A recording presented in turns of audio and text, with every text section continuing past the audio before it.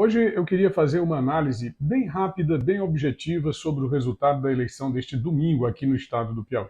Dizer inicialmente que governo é governo, é, por mais ruim que seja, é um ditado antigo que nós temos aqui no estado do Piauí. Governo é governo.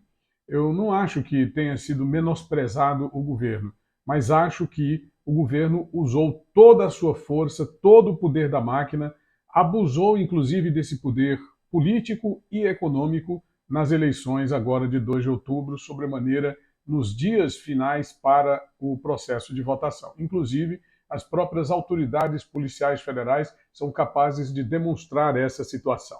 Quero dizer também que esse resultado demonstra que as instituições de fiscalização e controle do estado do Piauí precisam urgentemente se reciclar, porque todas as auditorias realizadas em organismos do governo sobre licitações e contratações dos últimos meses apontaram irregularidades gritantes. Eu vou citar aqui o caso, por exemplo, do PROAJA, que é o mesmo PROALMA, o Programa de Alfabetização de Jovens e Adultos.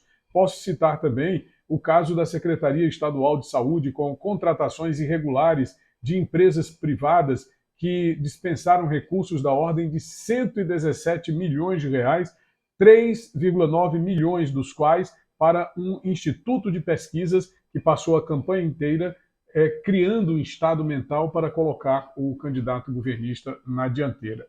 Bom, essa eleição mostrou também que os atos irregulares compensam e que a população não quer se livrar desse modelo. Eu digo isso porque o governo ele se mostrou mais forte do que a própria verdade. Basta você ver as irregularidades que foram praticadas agora, e nós já citamos algumas, e as que vêm sendo praticadas ao longo do tempo. Por exemplo, o caso dos queimados, lá no primeiro governo do senhor Wellington, que se elege novamente para o Senado, sem que tenha havido qualquer significação por parte da sociedade. Depois nós tivemos as operações Topic e Satélites, já no seu terceiro mandato, caminhando para o quarto mandato, o que não o impediu de se reeleger. E tivemos também, bem atrás, em 2009, o caso de Algodões, onde 14 pessoas perderam sua vida naquele ato infame da barragem de Algodões, sem que ninguém tenha sido responsabilizado. Pelo contrário, as pessoas responsáveis por aquele ato criminoso foram compensadas, foram premiadas com mandatos políticos. O próprio, então, governador se elege senador pela primeira vez em 2010.